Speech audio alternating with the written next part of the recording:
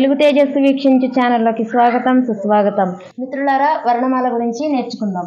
వర్ణమాల నిర్వచనాన్ని గమనించినట్లయితే వాగ్రూపమగు సంకేత ధ్వనులు లేక లిపి చిహ్నాలను క్రోడీకరించి ఒక మాలగా కూర్చినట్లయితే ఆ మాలకు వర్ణమాల అని పేరు.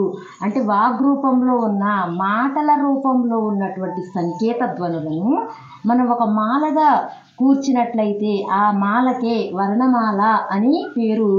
దీనికే వర్ణ సన్నాయమం లేదా అక్షరమాల అని కూడా దీనిని పిలుస్తారు అన్నమాట. అయితే దీనిలో అసలు వర్ణము అంటే ఏంటో తెలుసుకుందాం.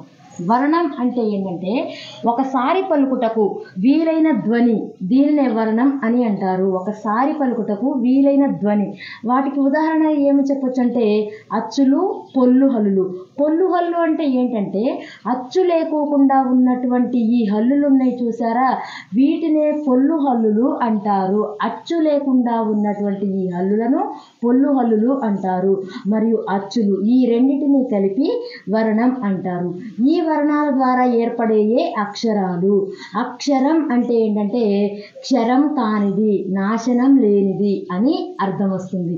అక్షరానికి ఇవ్వబడినటువంటి నిర్వచనం ఏంటంటే ఒకసారి పలుకుటకు వీలైన వర్ణాల సముదాయం. ఈ వర్ణాలు ఉన్నాయి కదా, అచ్చులు, పొల్లు హల్లులు ఉన్నాయా, ఈ పొల్లు హల్లులు అచ్చుల యొక్క సముదాయాన్నే అక్షరం అని చెప్తారు.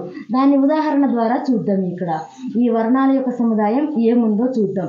ఇక్కడ పొల్లు హల్లు అంటే అచ్చు లేకుండా ఉన్నటువంటి హల్లు మరియు అచ్చు, ఈ రెండు కూడా ఏంటి, వర్ణాల యొక్క సముదాయం. ఇదిగో ఇక్కడ ఇవ్వబడిన వర్ణం ఉంది కదా, ఈ వర్ణాల యొక్క సముదాయమే ఇవి.